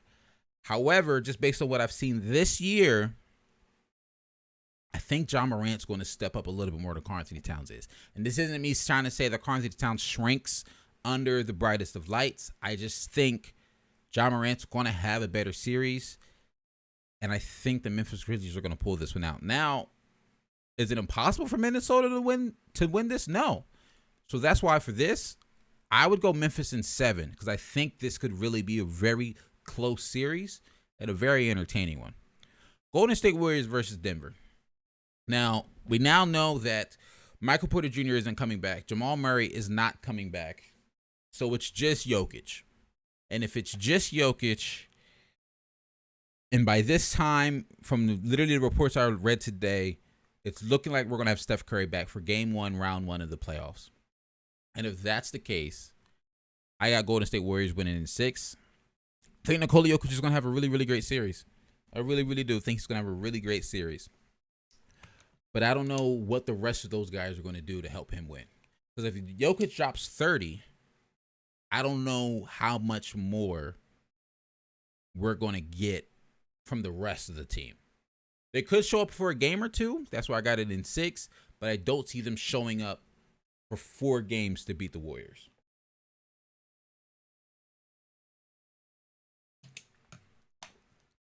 Kerwick. Oh, you got me on Insta. Appreciate you. Also asked, bro, do you play basketball? Kerwick. All right. So let me let you know something. I used to play ball. Was I ever good? No. Not amazing. No. Was I ever going to be ever good enough to play in college? No. I'm like 6 foot, 6'1". I went to a really small Christian school growing up. So they forced me to play center because I was the biggest guy there, but I'm only 6 feet tall. So that doesn't really translate to playing after high school. But I absolutely love playing in high school. Do I play now? Not so much. No, not so much. I used to play a couple years ago, but I used to play pickup once or twice a week, but I haven't probably played basketball for real, like a couple hours of pickup a week in probably 2 years. Maybe I'll get back to it. Maybe I won't. We'll see. Matthias, I don't know why, but I think Memphis in 5 or 6. I can see that. I'm just something about Minnesota, and the reason I think I have Memphis in 7 as well, and it could be me underestimating them too, because very similar to Memphis, we haven't seen this team in the playoffs before. I don't know what Ja Morant looks like in the playoffs. I don't know what Jaren Jackson Jr. looks like in the playoffs. You know what I mean? Like, I don't know what Dylan Brooks looks like in the playoffs. This is a young team, and sometimes young teams can fold under pressure in the playoffs. However, the fact that they're the second seed in the West, the fact they have such a good record, the fact that they are still able to win games without their best player, is, to me, I'm having some faith in them, but I wonder if it can go to 7. Hey, Brody trying to do some moderating stuff. Y'all see him say, remember to like the stream? Go and like the stream. It's so annoying in New Zealand. We have no open gym to go to. It's all outdoors apart from organized ball. So you can't go to gyms on the weekend or after school. Dang. That's crazy. Wait, Brody, you're in New Zealand? You watching from New Zealand? How y'all find me from these other Hey, man, I appreciate it. So that's why I got Memphis in 7 there, just to go back and have that conversation. I'll be all over the place sometimes on these streams, reading comments and trying to stay on track. But y'all rock with me, so I appreciate it. Dallas, Utah. Now, this one's going to be interesting. I just named Rudy Gobert my defensive player of the year. I just had him all defensive first team, right? I really like what I'm... Hey, International Hawk, y'all keep saying that every week, and clearly, what time is it in New Zealand, Brody, if you're in New Zealand? I'm just curious. Wait, Matthias lives in Peru? What time is it in Peru? This is wild. Hey, yo, mess with me or really in these countries, because this is wild. So Dallas, Utah, I just praised Rudy, right? But just last week, 2 weeks ago, we were talking about how I'm wondering if the Jazz are falling apart. Like, the Jazz seem to be, for a lack of a better phrase, falling apart. Oh yeah, Peru it's south, but it's like the west, so it's like falls in that time zone. That makes sense. We on holiday, that's why I'll be able to watch the stream for the next 2 weeks, because usually during the school time, 1:51 p.m. Good to know. Nah, I'm for real. I'm moving to Canada soon. Wow, that's pretty dope. Well, enjoy your holiday, Brody, and thanks for pulling up to the stream. The Jazz we talked about 2 weeks ago. I'm worried about them falling apart. I'll be honest. I don't know what's going on with them. We talked about this a couple of weeks ago when they blew that 20-something lead to the Clippers, and then they blew. Did they blow another lead right after that? They were on like a 4 or 5 game losing streak around that time, and it just wasn't looking good going into the playoffs. So that's why I was worried about them. I didn't have a lot of faith in them. I still don't have a lot of faith in them. I think defensively in the perimeter, Luka's going to go crazy on them. Like, Luka's going to torch them on the perimeter. No one can guard Luka on that team. And that defense, the Utah Jazz offense runs through Donovan Mitchell. And I don't think he's going to completely stop him, but Jalen Brunson's going to give him a rough time. He's a good defender. He's a dog defender. I like him a lot. I'm going Dallas in like 6 here. I think that's what I said yesterday. Yeah, I'm going Dallas in 6. I think Utah can steal a game or 2. I think Donovan Mitchell can blow up, drop a little 40 piece on us, something crazy like that. But I got Dallas in 6. I mean, I'm not mad at that. The Jazz are really bad under pressure. I almost went Dallas in 5, but this is me giving the Jazz, I feel like, the last benefit of doubt in terms of how they perform in the playoffs. So that's the first round of the Western Conference. Let's go out east. So I said, I didn't mean to hit that. So I already said, keep in mind, this would be Cleveland here, because I think Cleveland can beat Atlanta.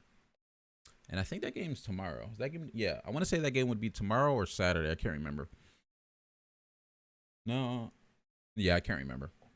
But I think they would beat the Hawks. So it'd be Miami, Cleveland. With Jared Allen out, Miami's rolling. I'm really liking what I'm seeing from them. Cleveland had an amazing series year. They had a really good story. They got injured at the wrong time. I'm going Miami in 5 here. I think they're the better team, and we're going to see it on display. Darius Garland might surprise us for a game. Mobley is back, but he still doesn't look. To me, something seems a little off. We're not seeing the Mobley we saw pre-injury. He still looks good, but like something seems a little off. Maybe he'll look better this series, but regardless, I'm going Miami in 5. Boston, Brooklyn is interesting, right? So I've been saying this for a while. Y'all been heard me saying this for a while, that a lot of people are saying, well, you got KD, you got Kyrie. It doesn't matter. My only issue with the Nets is and it was on display in that game against the Cavs. KD and Kyrie have to play 40 plus minutes for them to win games. Kyrie had to be basically perfect in the first half, almost perfect for the game for them to win. They have to have extremely efficient games where they play 40, 42 minutes in a game for them to get wins. Now, do I think that equates to enough to beat Boston? I don't know. Because Boston's been playing really, really good. Boston has been one of the best teams in the NBA since January. In this calendar year, in 2022, Boston's been one of the best teams in the NBA. But Boston is missing Time Lord. And Time Lord's not going to be back until the second round of the playoffs. And I think he's a big part of their offense, especially when it comes to KD and Kyrie driving to the basket and getting to the rim. I think this series is going to be very, very close. And this is tough for me because Boston's playing amazing. I think Jason Tatum's a great defender. Marcus Smart's a great defender. Jaylen Brown's a great defender. They have defenders to throw at KD. They have defenders to throw at Kyrie. Wow. This is tough. All that being said, I think regardless, this is a 7-game series. I think I would go with the Nets here, though. I think I would go with the Nets. I would go Nets in 7. And the main reason for me is because they're missing Time Lord, right?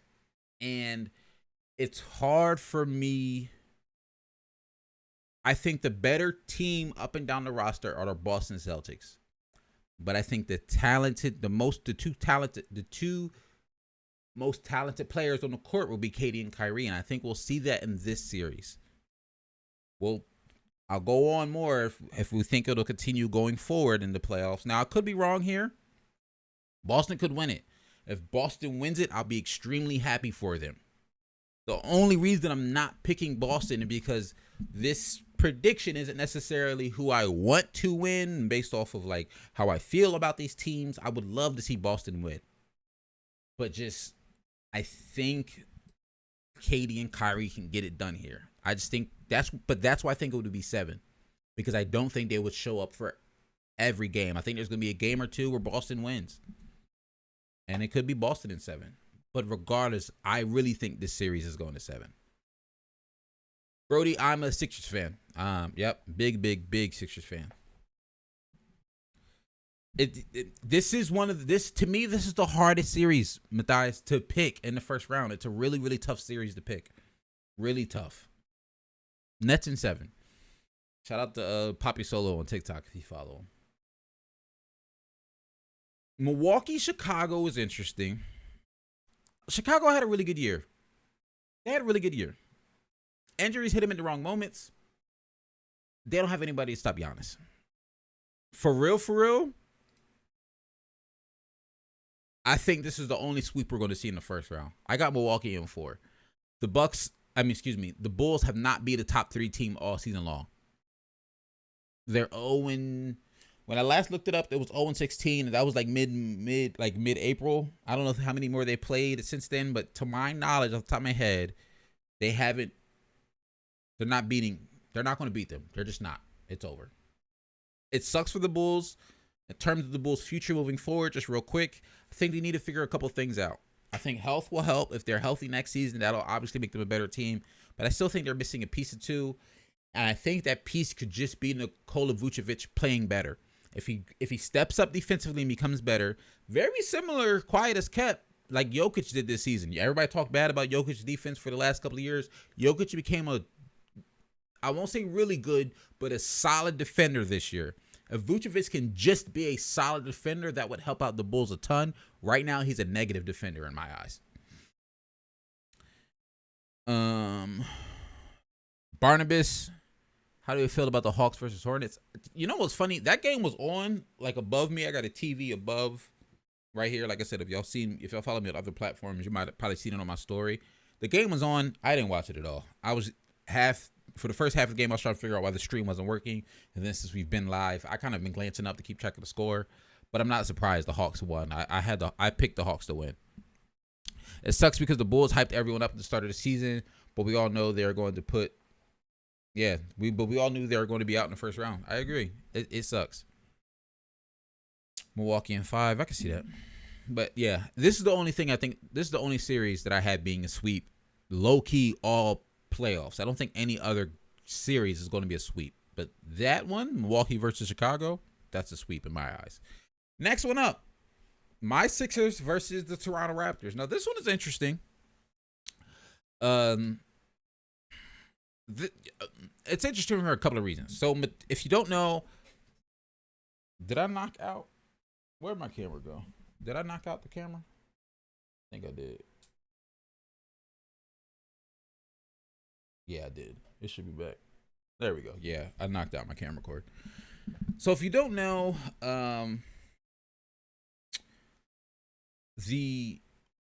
it should be back in a second, Matthias. I knocked out the cord, so it turned off. Matisse Thybulle can't play in Toronto. He's not fully vaccinated. I got the same energy I had for him that I had for Kyrie. You know what I mean? Go ahead and get the shot. Go ahead and get vaccinated. Whatever. From my understanding, he has one shot, which is weird. But so he's really big on our team. Defensively, I could see us putting him on like Fred VanVleet, spend some time guarding an OG. Low key, depending on how they're playing him, I could see him even being switched on like Pascal from time to time. But even with all that being said, Toronto doesn't have anybody who could really guard Joel Embiid, right? They just don't. So, and even with James Harden's up and down play, I want to say he's averaging 20 in his these last month and a half, but on very poor efficiency. But the assists are there, so I like that. I'm going Sixers in 6 here. I would say Sixers in 5 or 6, but to play a little safe, I'm going Sixers in 6. So this is what the second round looks like. Going back out to the West, Phoenix, Dallas. I like Dallas. I think Luka's going to look really, really good. I'm going to be happy for him that he got out of the first round finally. But I got Phoenix winning this in 6. I don't see, honestly, I actually have Phoenix winning this in 5. Outside of Luka and Spencer Dinwiddie, because Phoenix has perimeter defenders, I think they're going to be able to contain those guys well. Way better than Utah is going to be able to. So I got Phoenix winning in 5 there. Golden State Memphis is interesting because at this point, if the Memphis get this far, if the Memphis make it to this point, I think will be an opportunity to see them. We'll be like, okay, they got a little bit of playoff experience. But at this rate, at this time, by the second round, even if Steph Curry is a little shaky in the first round, I think he'll be looking like himself in the second round. I think he'll be fully healthy, fully recovered, feeling good. And I got Golden State beating out Memphis in 6 here. Because I really think Memphis is a solid team. I think Ja Morant's going to have some good games against Steph Curry. I think sometimes young teams in the playoffs, although we say they're not experienced, some of these young teams are hungry, though. You know what I'm saying? If that makes sense. And I think Memphis is going to be a team that's going to be hungry. And that's why I'm saying I think they can push the Warriors to 6. Matthias says, bro, Dallas' stuff should be so hard. I think they might go to 7. And with Luka, I wouldn't be sure the Suns can pull it out that easy. I mean, I get that to an extent. Luka is Luka, right? But the reason I have Phoenix over that is because just like how Luka is a great closer for Dallas, just like Luka's a great shot creator for Dallas, the Phoenix Suns have that in Devin Booker, even also in Chris Paul, great shot creators, great closers, guys you can give the ball to in the fourth quarter. But the biggest thing for me for Phoenix this season is the amazing play I'm seeing from DeAndre Ayton. And I don't think Dallas can guard DeAndre Ayton. DeAndre Ayton is going to have a field day. I think Chris Paul is going to get him involved often and early in pick and roll situations and in switches. When DeAndre Ayton has a small guard on him, they're going to find him. They're going to get him the ball, and he's going to finish at a high rate in the paint. And I think DeAndre Ayton is going to really show out in this series against the Dallas Mavericks. That's just my prediction. Going back out east, Miami and the 76ers. This one's interesting because if you ask me, Miami is probably the best, one of the best well-equipped teams to guard the Sixers. I think they have the ability to switch a lot. I think they have the ability to play tough, hard-nosed defense and really get, to an extent, under the Sixers' skin. But I do think, regardless, I think this is going to be a 7-game series. I think this one will be really, really interesting. I think it would go to 7 games. But I'll be honest here. I don't think my Sixers could pull this off. And the main reason, if we did, I think it'd be like, okay, Joel averaged like 35 this series. Like, he went crazy every night. 35, 12 boards, like 4 assists, 2-3 blocks. Like, that's the type of series he would need to have. Tobias Harris would need to be like a 20-point per game scorer at least throughout this series. I don't know if I'd see that happening from them. I feel like we're a little up and down from time to time. I think it could go our way, but I don't see it. If I'm being an honest Sixers fan, I really don't. They might surprise me. If they surprise me, of course, I'll be happy. You know, and I'll say they surprised me. But I'd go Miami in 6. It pains me to say, but I'd go Miami in 6 here. Milwaukee, Brooklyn. Now, similar to some of the things I just said about the Brooklyn versus Boston in terms of the talent level of Kyrie Irving and Kevin Durant, and how I said how I said Boston was the better team. In this case, the Bucks are also the better team and could potentially have the best and potentially have the best player on the court. I know Kevin Durant's an amazing player. I know Kevin Durant is Kevin Durant. Kevin Durant's one of my favorite players, believe it or not. I don't talk about it often, but Kevin Durant's one of my favorite players. But I really think Milwaukee can beat them. I think Milwaukee, they just playing with a different type of fire this season to me. Giannis really wants it, and I think they could do it. Giannis wants it this season. He wants it. He wants to go back-to-back. He's playing like he wants to go back-to-back. I'm going Bucks in 7. I think it would be close, but I'd go Bucks in 7 here. Let's see what y'all talk about that we got through the second round. I don't think they can match with. I don't think can bear the intensity. That's possible. Kerwick said Philly on 4. You have to be more biased, be more hopeful. Till 2 weeks ago, I thought the Lakers were contenders. Hey man, see the thing is, I am hopeful. I am happy about my Sixers. I'm hopeful about my Sixers, and the funny part is that's why, like, I jokingly say, follow me on my Twitter to get my gas Sixers comments. I'm a huge Sixers fan, but I'm also someone who, like, just really likes the game of basketball, and I try to be realistic with myself. So that's just, that's just where I'm at with my Sixers. If we win, hey, y'all remember when we got James Harden and I did the TikTok with the Philly song? Y'all might see something else like that if we go all the way. I'm going crazy, but that's just me. Moving on to the second round, I'm saying that because, hold on, I don't know this one. They might go to 7 again, but I have the Bucks in 6 just because the team play Milwaukee has that the Nets lack. And I agree, the Nets lack team play. And that's my only hiccup about the Nets this season. And honestly, even next season, I don't know what they're going to do. They need to find a way to put an actual team around Kyrie and KD. Now, with the addition of Ben Simmons, if he plays, and I'll also say this, most of these predictions, especially when it comes to the Nets, I really don't see Ben Simmons playing this offseason.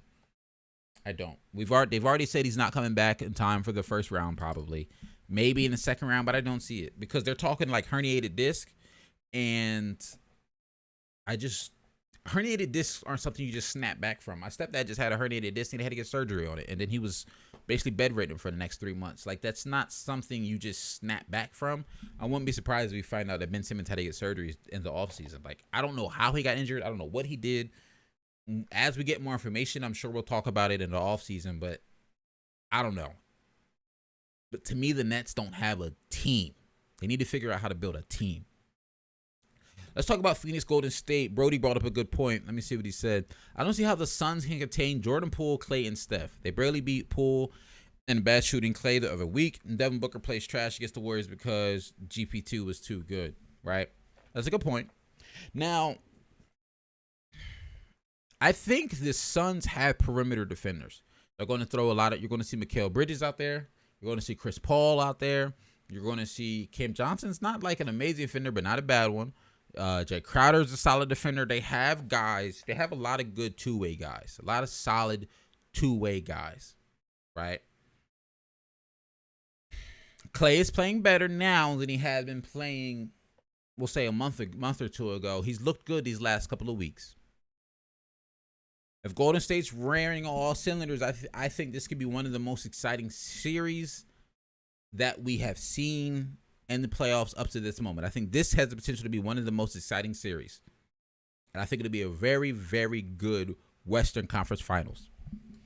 But I've said this before, and I'll say it again, and I don't want to feel like I'm beating a dead horse here, but when I tell you I don't see a flaw top to bottom with the Phoenix Suns, and it's not even that I see a flaw with the Golden State Warriors, but going into the playoffs, I feel like the Golden State Warriors like stumbled into the playoffs. So they could, they can figure it out. They can get it back once Steph's back, whatever. We'll have to see what they look like. But I know what Phoenix looks like. I know Phoenix is good. I know Phoenix is elite, and I know they're well coached. I mean, both teams are well coached, but I'm going Phoenix here.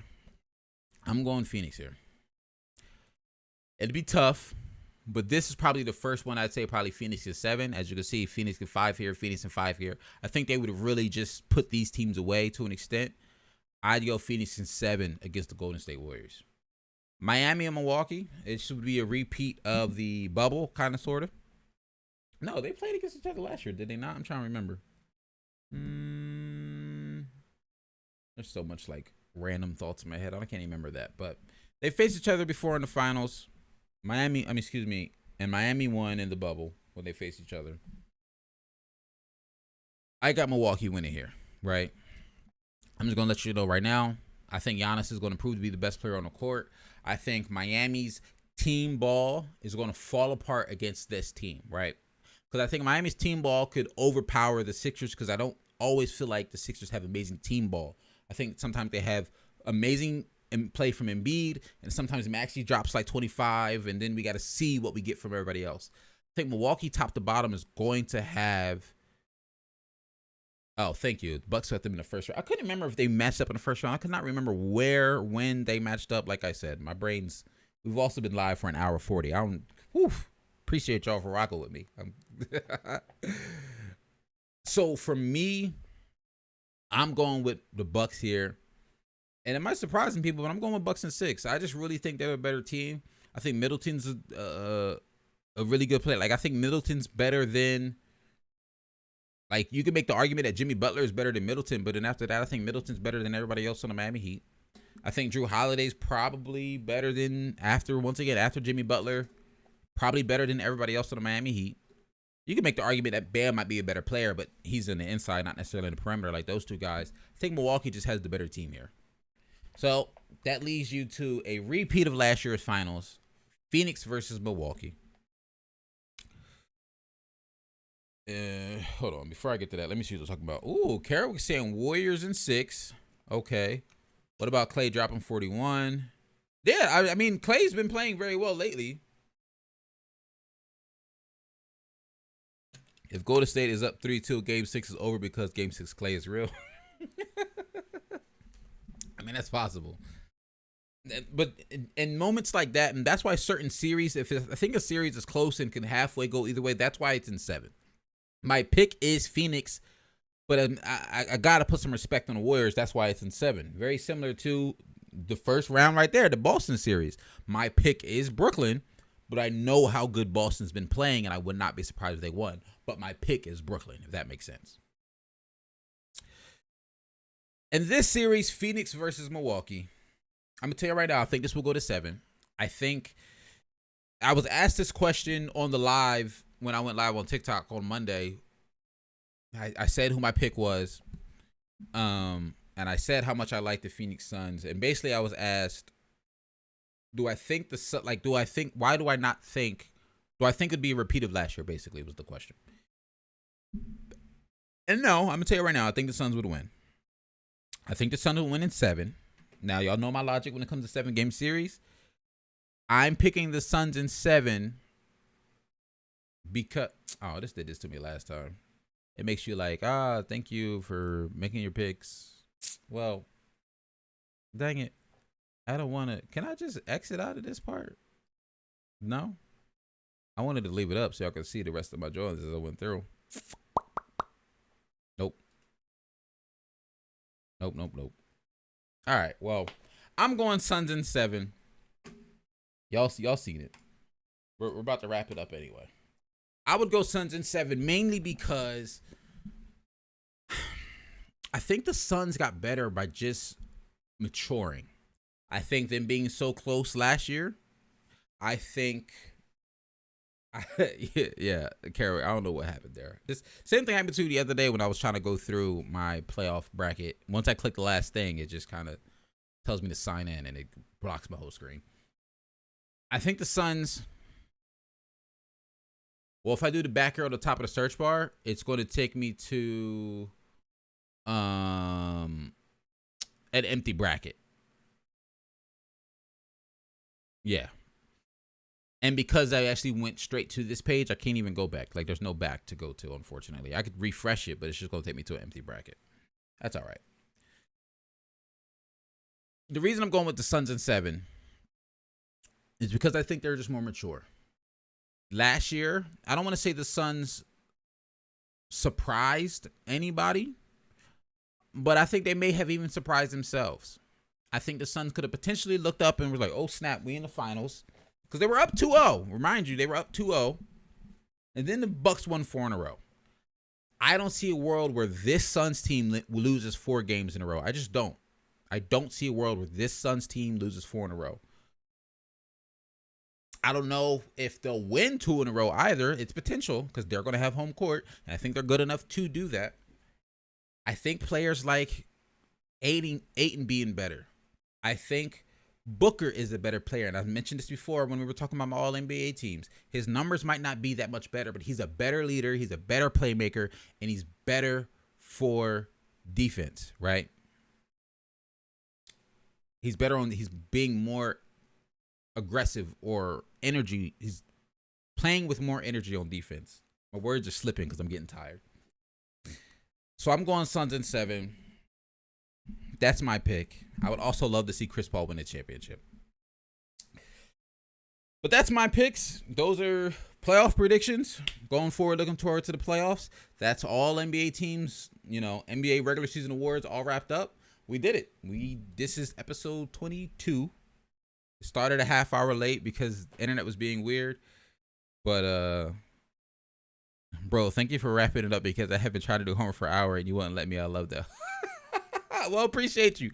Go ahead and do your homework, get your work done. Because we're going to head out of here. I'm going to try to catch the end of this San Antonio Spurs New Orleans Pelicans game. It's currently 33-25 if anybody was curious.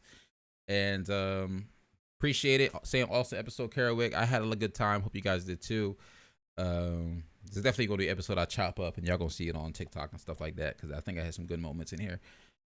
We'll see you guys next week when we're talking about when we're actually in the playoffs. It'll be a good time. I'm out. Peace.